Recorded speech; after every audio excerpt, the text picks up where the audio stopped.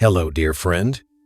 If you're still here, listening to these words, maybe you're a mother, a father, or maybe just someone who once loved a child with your whole heart.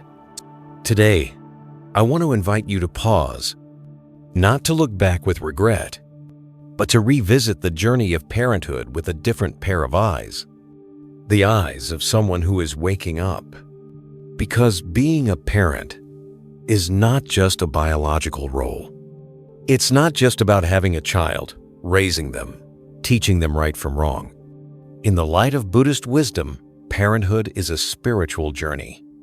It's a deep continuation of karmic threads across lifetimes, where karma, merit, and love come together in one small, sacred form. I've met many devoted parents who quietly carry questions in their hearts. Have I done enough? Why did this child come to me? What are they here to teach me? And I tell them, your child didn't come into your life just to be raised.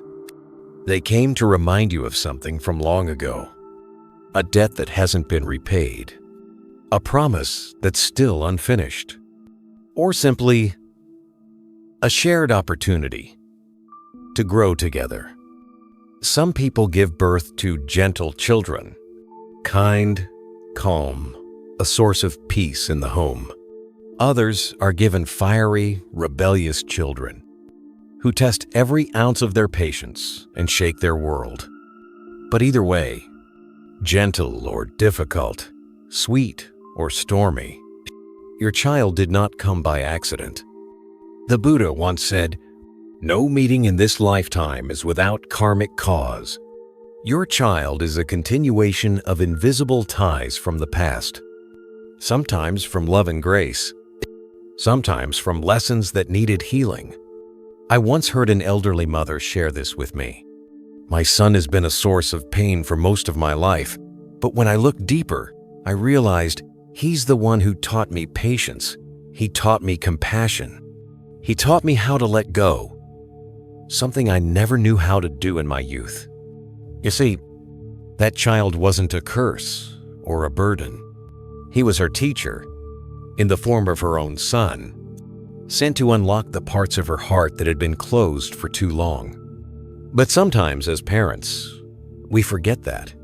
We think, I brought this child into the world. I must shape them, control them, mold them. But the truth is, we do not give birth to their soul. We are simply the vessel it chooses to travel through, the place it stops along the path, to grow, to learn, and to continue its journey. We do not own our children. We are simply the torchbearers, lighting the way until they can walk through their own darkness on their own feet. There's a passage in the Anguttara Nikaya, the Buddha's teachings, where he speaks of 4 kinds of children in this life. Some are like flowers, beautiful but quick to wither. Some are like stones, heavy, unmoving. Some are like fragrance, subtle but far-reaching. And some are like torches, lighting themselves and guiding others. So the question is not, what kind of child do I have? But rather, what kind of seeds am I planting in their soul through my energy, my words, and my presence?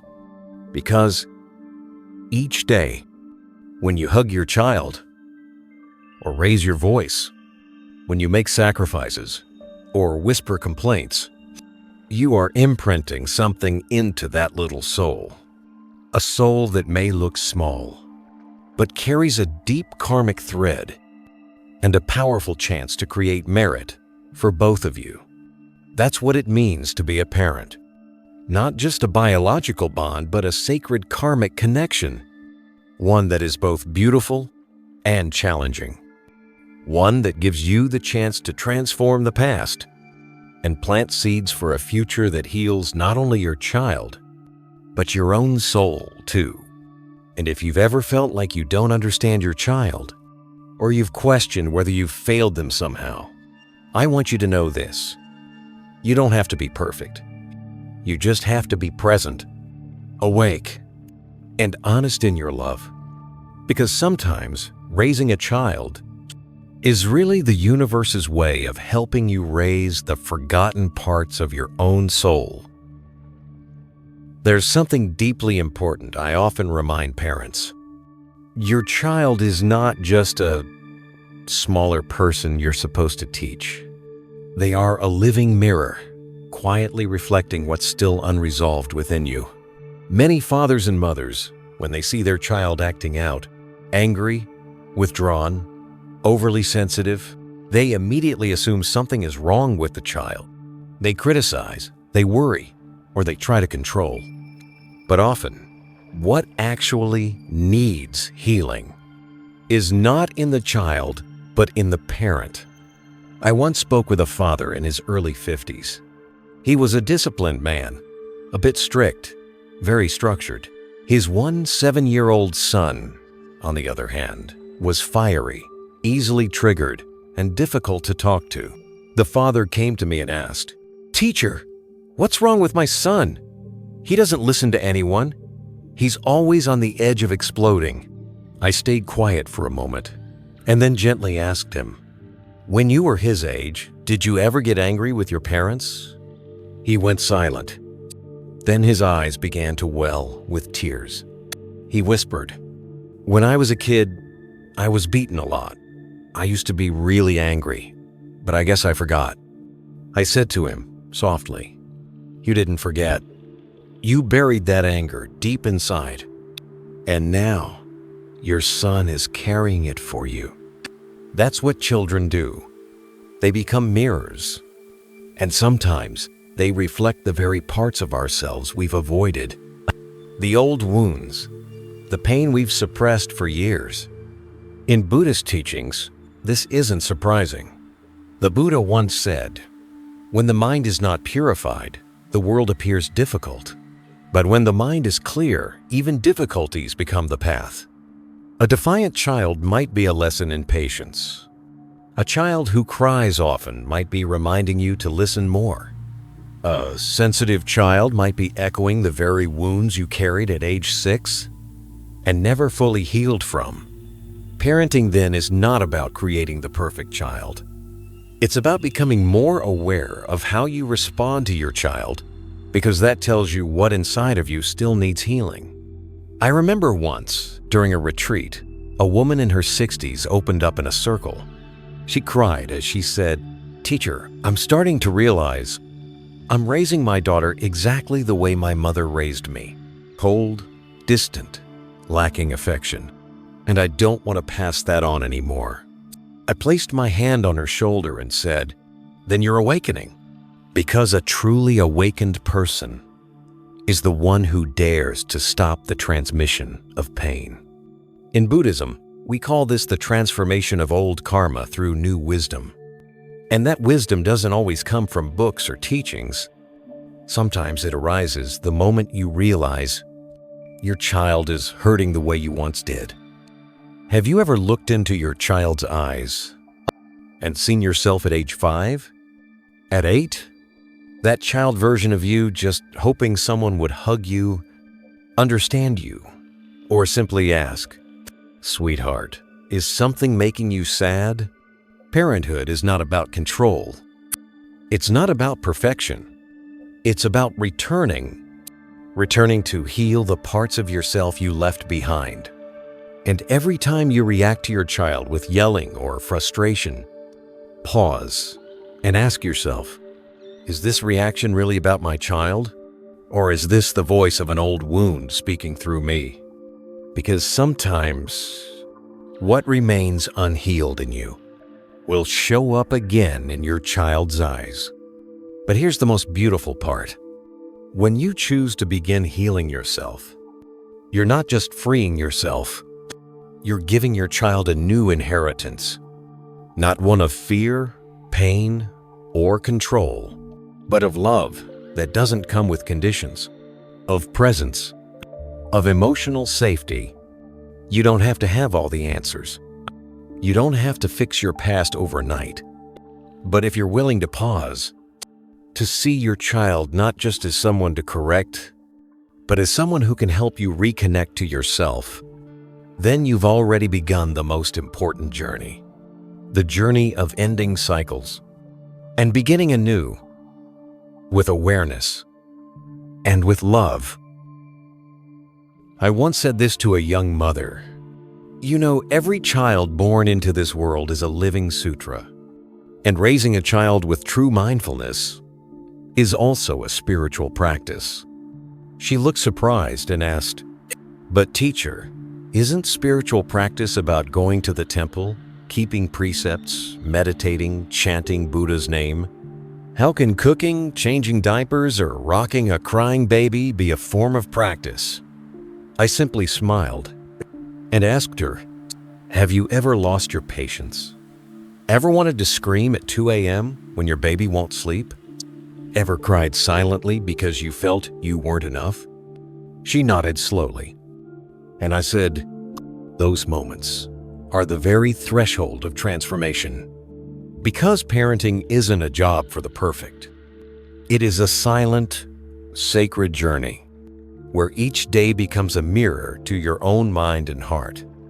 Over the years, I've met so many people in meditation retreats.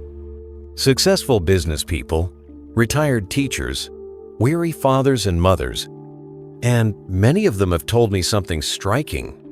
"Teacher, I now realize that those years raising my kids were the years I was unknowingly practicing the Dharma. They were learning patience when their toddler spilled milk for the 3rd time that day. They were learning to let go of ego when their teenager refused to listen, no matter how reasonable their words were. They were learning unconditional love when their child disappointed them, but their heart still ached with care." The Buddha once said, "Virtue is the foundation of the path. Patience is the armor of the spiritual seeker." Now, think about this. Is there any greater precept than the one that says, "Do not harm this child, not with your words, not with your actions, not with your unconscious anger"? And is there any deeper patience than the quiet strength it takes to remain calm when your child screams at midnight? Not everyone can walk this path because not everyone sees what parenting truly is. Not just feeding, teaching, or managing behavior, but planting karmic seeds, good or bad, into the next generation. I remember a father in his 70s once shared this during a Dharma talk. He said, "I used to believe that strict discipline was the best way to raise a child. But the older I get, the more I realize raising a child isn't about making them fear you. It's about helping them believe in their own goodness." I asked him gently, "Do you still feel regret?" He replied, "Yes, I do. But it feels lighter now because I'm learning to love my children the way a practitioner learns to love all beings." I bowed to him because I knew he had traveled a deep path of spiritual growth without ever needing to wear a monk's robe. And if you're still listening, and if you've ever felt like parenting is a burden, a sacrifice too heavy to carry, please know this. You are walking a sacred path, one not everyone has the courage to walk. Maybe you don't meditate for an hour every day, but if you can truly listen to your child for just 10 minutes, with a heart that doesn't judge, you've practiced meditation more deeply than most. Maybe you don't chant sutras every morning, but if you can forgive your child's mistakes and also forgive your own, then you are already living with real compassion. And if you've ever thought of yourself as just an ordinary person, today, let me tell you something. You are a practitioner in the real world, surrounded by laundry and dishes, baby bottles and school pickups, but carrying a heart that's learning to open a little more each day. Because raising a child is also raising yourself. It's learning to love, to endure, to forgive, and most importantly, to let go of the small self so that a greater love can take root. And the one who walks this path will begin to feel their heart become brighter, their burdens become lighter, and life will no longer feel like a chain of exhausting duties, but a living meditation, unfolding quietly, one day at a time. Have you ever believed that to be a good parent, you had to get everything right? You thought you had to discipline perfectly, stay calm every time your child acted out, create a home with no yelling, no flaws, no mistakes. I've heard so many parents share their regrets with me over the years. They say things like, "Teacher, I wasn't good enough. I lost my temper too often. I've said things I wish I could take back." And then they ask, "Is it too late?" If you're carrying that question in your heart, let me tell you something clearly. Your child doesn't need you to be perfect. They need you to be real. They don't need you to have all the answers. They don't need you to always be right. What they need most is to feel that mom and dad may stumble, may not always get it right, but their love for me is honest, without masks, without conditions. I remember a woman in her 60s who broke down crying at one of our retreats. She spoke about her daughter. She said, "I always tried to be strong in front of her. I never wanted her to see me struggling. But the older she got, the more distant she became. One day she told me, 'You never really share anything real with me, Mom.' I gently asked her, 'When was the last time you sat with your daughter and said, "Sweetheart, I get scared too. I felt weak before"?' She went silent, then whispered, 'Maybe never.' You see, we often think we have to be an example for our children. But being an example doesn't mean being flawless. Sometimes the most powerful lesson a child will ever learn doesn't come from your advice, but from your apology, from the moment you look them in the eyes and say, 'I was wrong. I was tired and snapped. That wasn't your fault.' You don't have to hold yourself together just to make me happy. Just being you is already enough." The Buddha taught, truthfulness is the foundation of the path. One who lives truthfully walks close to the Dharma. And what greater teaching can we give our children than to be real in front of them every single day? No pretending, no perfection, just love shown without performance. Because love, when it is lived honestly, doesn't need to be explained. It shows itself in the way you look at your child, in the embrace you offer, in the quiet evening when you just sit and listen to them. Talk about a hard day, without fixing, without judging, just being present with your full heart. A Buddhist mother once told me something that I've never forgotten. She said, "I used to think my child didn't listen to me. Now I realize they were learning not from what I said, but from how I lived." That stayed with me for a long time. Are we too focused on teaching that we forget our energy is the lesson? If you live in anxiety, your child will learn to tense up. If you live with compassion, they'll learn how to soften even when life hurts. And if you dare to be honest, they'll grow up with the courage to be honest with themselves. I don't know where you are in your parenting journey right now. Maybe you carry regrets. Maybe you feel like you've failed in some way. But please remember this: a parent who lives with sincerity is the greatest gift a child can receive. You don't need to be the perfect mom. You don't need to be the ideal dad. You just need to show up with your honesty, with your open heart, with your imperfect but unwavering love. And the miracle is, when you allow yourself to live that truth, you begin to feel lighter because you no longer have to perform, no longer have to pretend to be some flawless version of the good parent. You can simply be a human who is learning to love and letting that love flow quietly, truthfully, into the life of your child. Have you ever wished your child would grow up to be smart, successful, and live exactly the life you once dreamed of? If we're being honest, most parents deep down have had that hope at some point.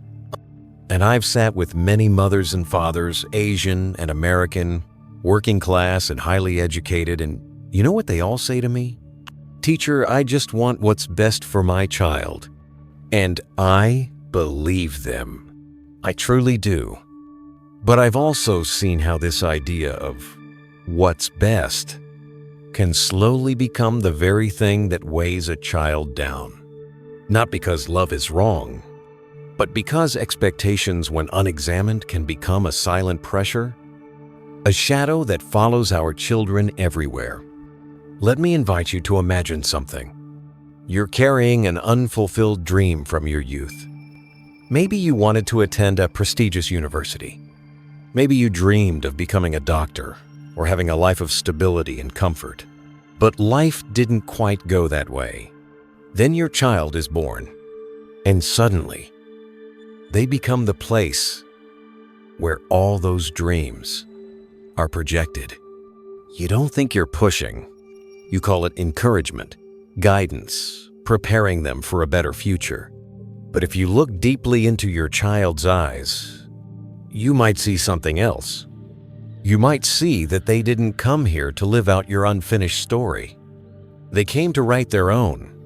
A man in his 40s once told me during a private conversation, "Teacher, I grew up inside of expectations. My father wanted me to study engineering, I did. My mother wanted me to marry someone she approved of, I did. But at age 39, I finally asked myself, whose life have I been living?" I didn't answer him right away. I simply asked, "If you had a child today, would you want them to live like that?" And he wept. Expectations are not the same as love. Love sees the child as they are. Expectation wants the child to become someone else. The Buddha taught, to see things as they truly are is wisdom. And when it comes to parenting, seeing things as they truly are means this: not projecting your old dreams onto a living child, not giving them labels they never asked for, not placing them on a path their soul was never meant to walk. Sometimes, a child comes into your life, not to make you proud, but to teach you how to let go of your ego. They might choose a road you don't understand. That doesn't mean they're wrong. What's wrong is when love turns into a gilded cage, beautiful on the outside, but with no room left to fly. I remember a young boy in a family meditation retreat last year. He loved to draw, always carried a sketchbook, capturing the world with vivid imagination. But his father was strict. He wanted his son to excel in math and go into finance. Every time the boy picked up his pencil, the father would say, "Stop wasting time. Drawing won't feed you." So I asked the father, "If your son chooses a career you disapprove of, but spends his life unhappy, can you live with that?" He looked at me for a long time, and then he quietly nodded. After that retreat, he began learning how to observe his son, not to control him, but to truly understand him. You see, letting go of expectations doesn't mean you're giving up on your child. It means you're creating space for them to become themselves. And you, too, get to become yourself. A parent who is no longer burdened by society's definition of success. Let me ask you something. When you look back on your own life, have you ever wished someone would tell you, "You don't have to be exceptional. You just need to live true to your heart"? Have you ever longed for someone to see you without needing you to prove anything? If that was ever your wish, then please be that person for your child. See them with the eyes of someone who finally understands. that every soul comes into this life with its own path, that as parents, we are not road builders. We are the quiet lanterns beside the way. And when you can say to your child, I don't need you to become someone else. I just want you to live true. Live with joy. Live with awareness. That's the moment love transcends expectation and becomes a gift of liberation. I was once invited to a memorial service in California, asked to chant and offer prayers for a father who had just passed away. He left behind quite a bit for his children, houses, stocks, savings that could last for generations. But what struck me wasn't the number written in the will. It was something his youngest son said during the ceremony. He stood up, looked at his father's photo, and said, his voice trembling, "My dad didn't leave me a lot of advice, but he left me his heart. And it's that heart that taught me not to live selfishly, not to hold on to anger, and to always find my way back when I lose myself." That moment left the room in silence, because in the end, what truly lasts isn't what we accumulate, but what we plant in the hearts of those we love. I know, especially in modern society, and even more so in Western culture, parents often get swept up in the race for security. We worry, will I have enough saved for my child's college? If something happens to me, will my kids be okay? And these questions, they come from love. They come from deep responsibility. But even so, I want to gently ask, if you leave your child $1 million, but they grow up never knowing how to love, what really remains after you're gone? And if you leave behind no wealth, but a life that modeled kindness, honesty, and compassion, isn't that what will sustain your child far longer? I once led a family retreat in Oregon. A mother brought her 4-year-old son. He wasn't especially outgoing or quick with words, but he was gentle, respectful, quietly thoughtful. At every meal, he waited until everyone had been seated before beginning to eat. When an elder stood nearby, he instinctively offered up his seat. No one told him to. It just came naturally, like breathing. I asked the mother, "Did you teach him that?" She smiled and said, "He doesn't listen when I lecture about morality, Venerable, but he watches me care for his grandmother every day. And I guess he learns with his eyes, with his heart."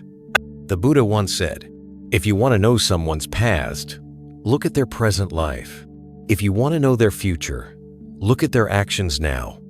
In other words, how you live today becomes the seed for tomorrow, not just for yourself, but for the ones you're raising. Your child doesn't need you to be great. They just need you to be good-hearted. A child who grows up in a home filled with kindness, honesty, and the spirit of sharing will carry that light with them wherever they go. And that is a true legacy. Not something stored in a bank, but something rooted in character. Not passed down through legal documents, but passed down heart to heart quietly, deeply. I remember meeting a 70-year-old American man who told me, "You know, Venerable, I worked my whole life to leave my kids a house. But honestly, that's not what I'm most proud of. What really fills me with pride is knowing that all my kids know how to listen, how to be kind, and they've never turned their backs on anyone in need." And as I looked at him, I understood. He didn't leave behind $1 million company, but he passed down a lineage of compassion. And I believe this with all my heart.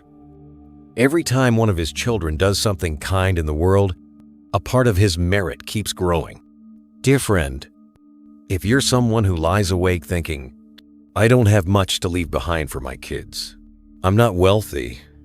I'm not sure I've done enough to prepare their future," then please remember this. A life of love, integrity, and daily kindness is a gift beyond time.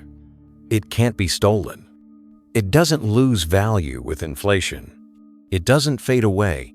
Instead, it becomes the spiritual foundation that helps your child stand strong no matter what life brings. A child who knows how to love is the greatest blessing a parent can receive. And a parent who nurtures that kind of heart has already left behind the most precious legacy. Money will run out, but goodness will ripple through generations. And you, the one who's planting that goodness right now, quietly, gently, without applause, you are the one creating a legacy that truly lasts. I want to invite you to pause for just a few minutes and remember the first time you held your child in your arms. Maybe you were young, unsure of how to raise a human being. Your hands trembled, your heart raced. And yet, in that moment, there was one thing you knew for certain. You loved that child without needing a reason. They couldn't say thank you yet. They didn't know how to behave. They hadn't done anything to make you proud. They just existed. So small, so fragile. And you loved them purely, simply without expectations or conditions. But over the years, that love often begins to take on new shapes. We start measuring our children through grades. We praise them when they're good. We criticize them when they're behind. And slowly, often without realizing it, that unconditional love becomes something they feel they must earn through performance. If a child misbehaves, they're met with coldness. If they fail, they're compared to others. And the child begins to internalize something terribly untrue. I am only loved when I make my parents proud. I only deserve affection when I get things right. I once sat with a woman in her 30s. From the outside, she was doing well, stable job, a house, a car. But on the inside, she was still that little girl who never felt loved, just for being herself. She said to me, "Venerable, I've spent my whole life trying to please others, trying to make my parents proud. But somewhere along the way, I lost track of who I really am." So I held her, like a father would. Not with advice, not with lectures, just with presence. Because sometimes, what a person needs most is not a solution, but unconditional acceptance. In Buddhism, we call this kind of love metta, or compassionate loving kindness. The Buddha didn't love beings because they deserved it. He loved them because he saw through their pain into their pure, awakenable nature. He once embraced a murderer, not because he condoned the violence, but because he saw the humanity beneath the mistakes. Even beneath a life of wrongdoing, he taught, there is still a heart capable of awakening. So I ask you, why do we, as parents, wait for our children to be perfect before we fully love them? Let me ask you something tender. Have you ever wished that just once in your life, someone would love you? Not because you got it right, not because you were useful, or beautiful, or brilliant, but simply because you're you? If you've ever longed for that, then please be the first one to give that kind of love to your child. Because a child who grows up in unconditional love doesn't need to wear masks. They don't have to pretend. They don't need to strain just to be accepted. They grow up knowing how to love themselves. And in turn, they know how to love others. Genuinely, without control, without attachment. I remember speaking to a father in his 50s. He told me, "Venerable, my son isn't what I expected. He doesn't like academics. He's into art. He lives slowly. He doesn't chase money. But I've learned to love him even though he's not like me." And strangely, ever since I started doing that, I feel lighter inside. Because now I'm loving a real person, not a reflection of myself. Dear friend, unconditional love doesn't mean we let our children do whatever they want. It means even when I guide you, correct you, or discipline you, I never stop loving you. I don't withhold love when you're weak. I don't go silent when you fail. I remain here steady, present, as a place you can return to without needing to prove that you're lovable. Because you are lovable, simply because you are you. And if you can give your child that kind of love, then you're not just raising a child. You're raising a soul, one that will one day love the world just as you have loved them. One of the strangest and most beautiful things I've come to realize after years of sitting with parents is this. The more life experience we have, the more roles we carry, the easier it is to forget that sometimes our children are the ones we're meant to learn from. Have you ever had that moment? You're caught in the whirlwind of work, stress, deadlines, and suddenly your child says something so simple, but it stops you in your tracks. Daddy, how come you don't smile anymore? Mommy, why are you always so tired? Or maybe they don't even speak. Maybe it's just the way they take your hand, or the way they look at you quietly, innocently, and somehow they touch something deep inside your heart. I remember once walking with an elderly Buddhist practitioner. He told me about a day when he came home angry, upset from work, silent, brooding. His 6-year-old son was sitting on the floor, watching him. And after a moment, the boy said, "Daddy, please don't bring the storm home. Our house is a place with sunshine." Can you imagine that? A 6-year-old, no training in psychology, no formal spiritual practice, just a pure heart and innocent awareness. And he reached right into his father's soul. After that day, the man told me, I started learning to breathe before I opened the front door. We often say that parents are a child's first teachers. And that's true. But if we're truly present, if we're truly listening, we'll realize our children are also teachers in return, here to remind us of things we once knew and slowly forgot as life went on. A child lives fully in the present moment. They don't worry about tomorrow. They don't regret yesterday. They laugh when they're happy. They cry when they're sad. They don't hide their feelings just to please someone. We were all like that once, until life taught us otherwise. There's a teaching in Buddhism I've always loved. If a wise person can learn from a fool, then even a fool can be a great teacher. Your child may not know how to chant, may not speak in spiritual language, but sometimes they are the first ones to reflect your own lack of mindfulness back to you.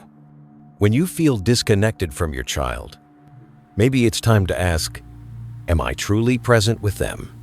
When you see your child agitated or anxious, maybe you gently ask yourself, have I been unknowingly planting stress in our home? One of my students, she's a single mother in her 42nd, once told me, "Venerable, I used to be so quick-tempered. Then one day, my daughter looked straight into my eyes and said, 'Mom, when you yell at me, my heart really hurts.' I can't explain what that felt like. It was like someone was squeezing my own heart. I placed my hand on her chest and said, 'That's when your real learning began.' Not the learning of how to parent, but the deeper learning of how to be present with love. Because you see, there are some lessons only a child can teach us. Innocence, forgiveness, joy that asks for nothing, and above all, the ability to love without conditions. When you stop seeing your child as someone you need to fix or shape, and instead begin to see them as a mirror, gently reflecting your own heart back to you, something in the relationship changes. It becomes less about control and more about connection, less about expectations and more about gratitude. Dear friend, being a parent doesn't mean we always have to be right. It means we're willing to be humble enough to learn again from the small, the quiet, the ordinary, and yet profoundly wise moments. Your child may not need more lessons from you. They may just need you to sit down, to listen not with your ears, but with your heart, to open your spirit not as a parent, but as a student rediscovering what truly matters. Because maybe the greatest teacher you'll ever meet is sitting right in front of you, in the form of a little soul who calls you mom or dad. I was once asked a question by a young father, one I've heard many times before. "Venerable, how can I get my child to listen without yelling?" I smiled gently, looked him in the eye, and asked, "Have you ever paused to ask yourself, when you get angry, are you really teaching your child or just releasing emotions you haven't processed yet?"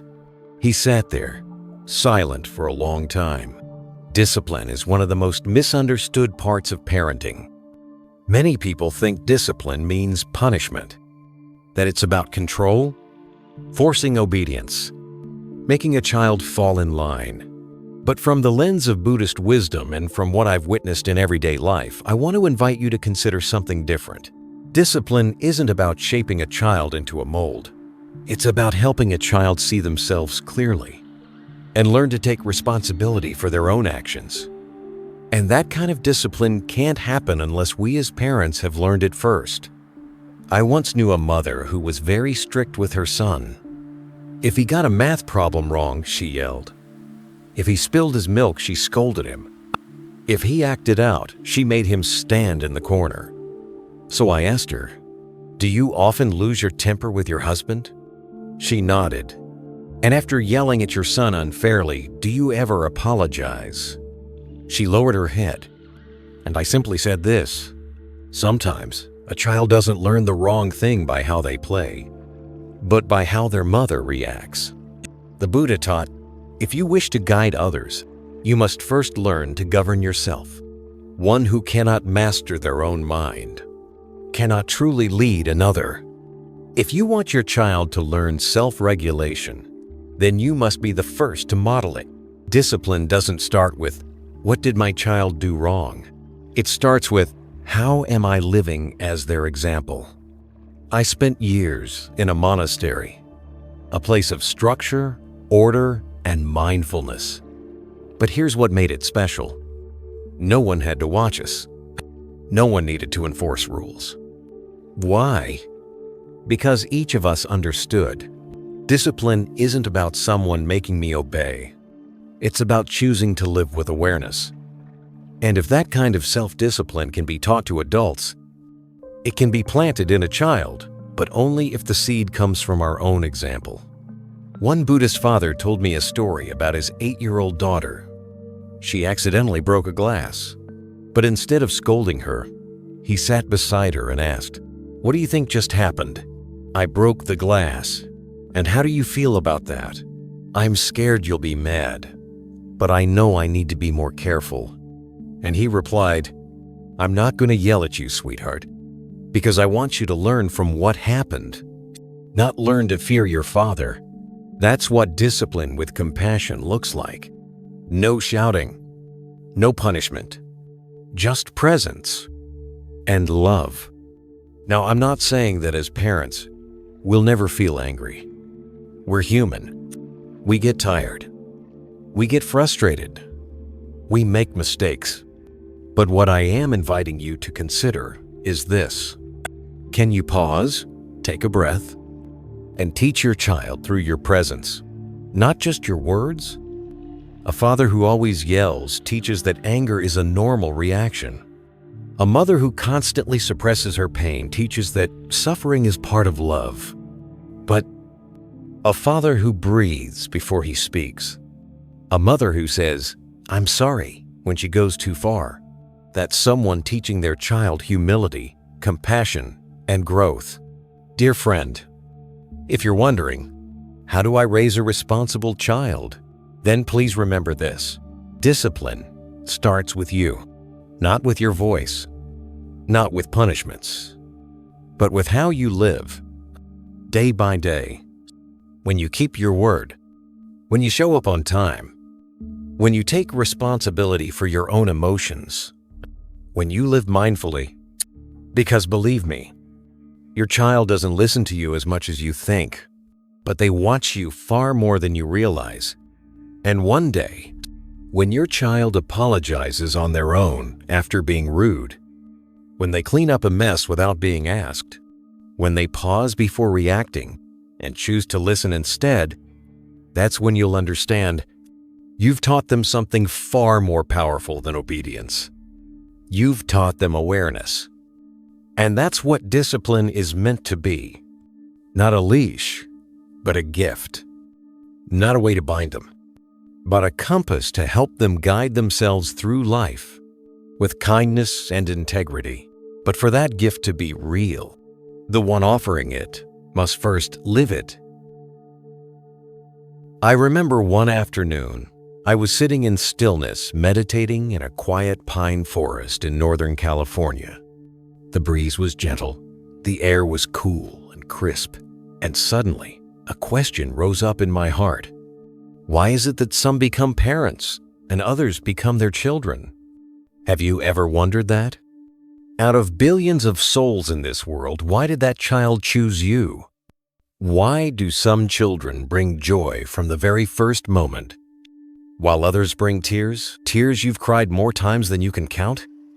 From a Buddhist perspective, I truly believe this is not random. Becoming a parent is a sacred contract between souls. It's a meeting that was arranged long before you were ever aware of it. Not by your will, but by the karma and love carried across lifetimes. The Buddha once taught, no one meets in this life without having met countless times before.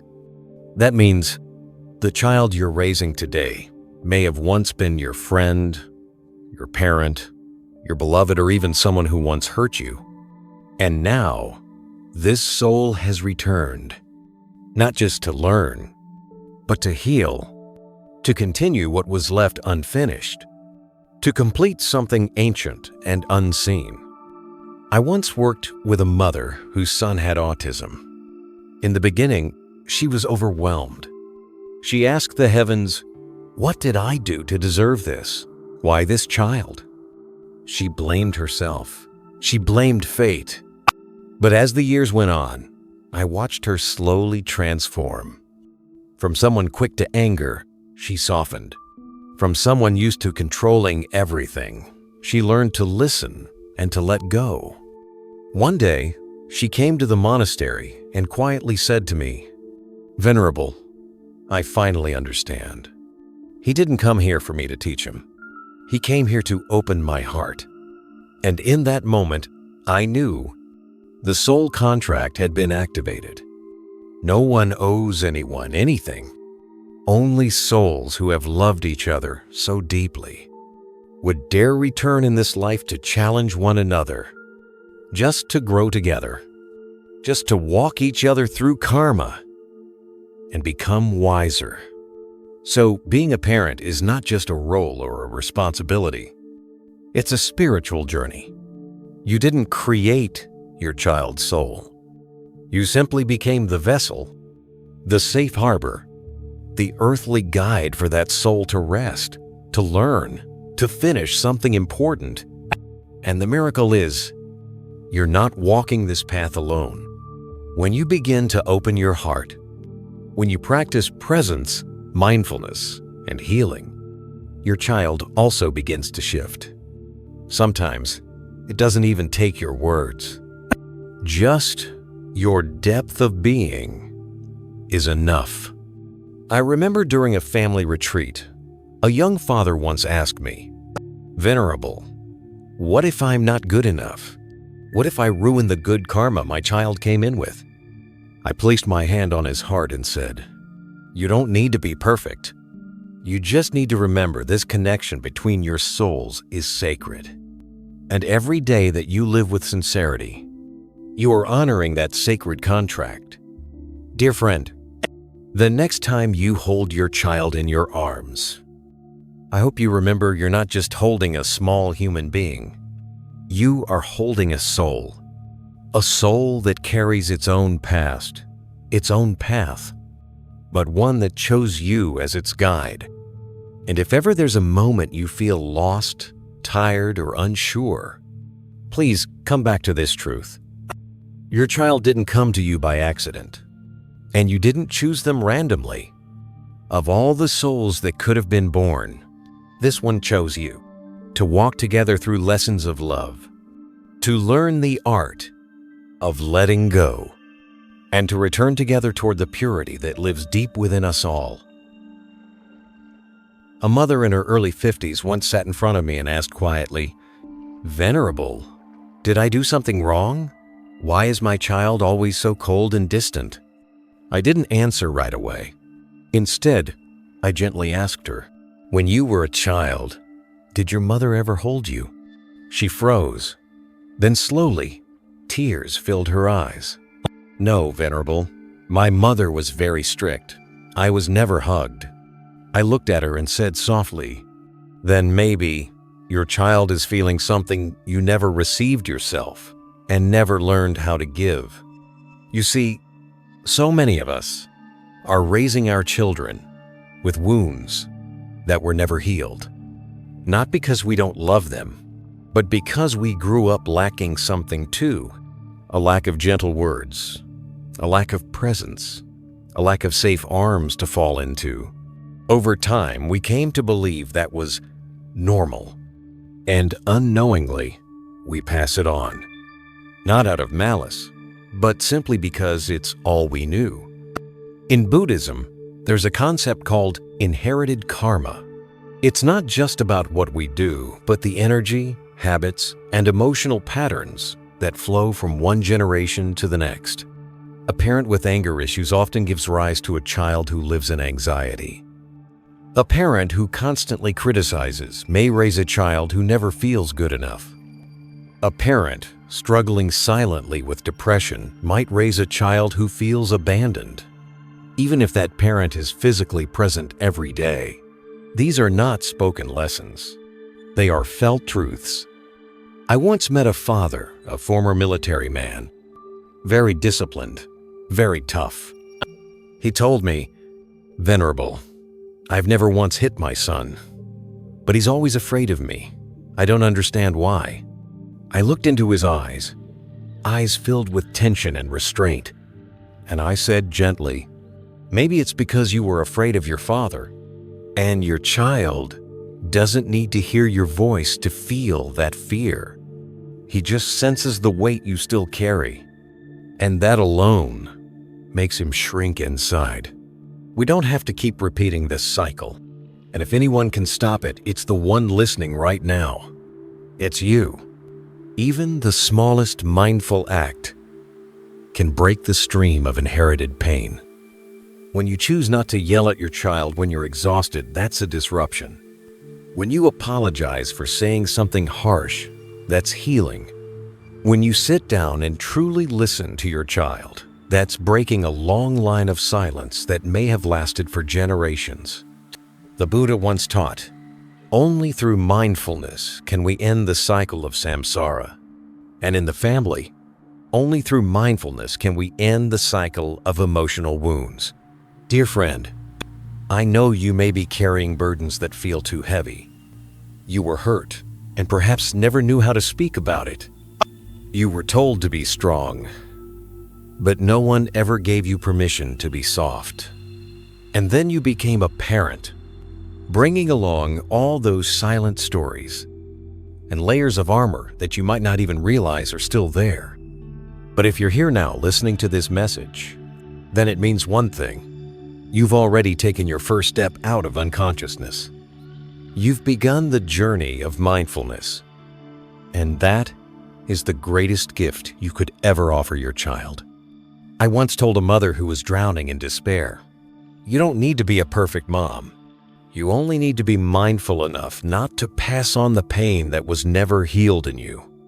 She cried, but from that day forward, she began hugging her child every night.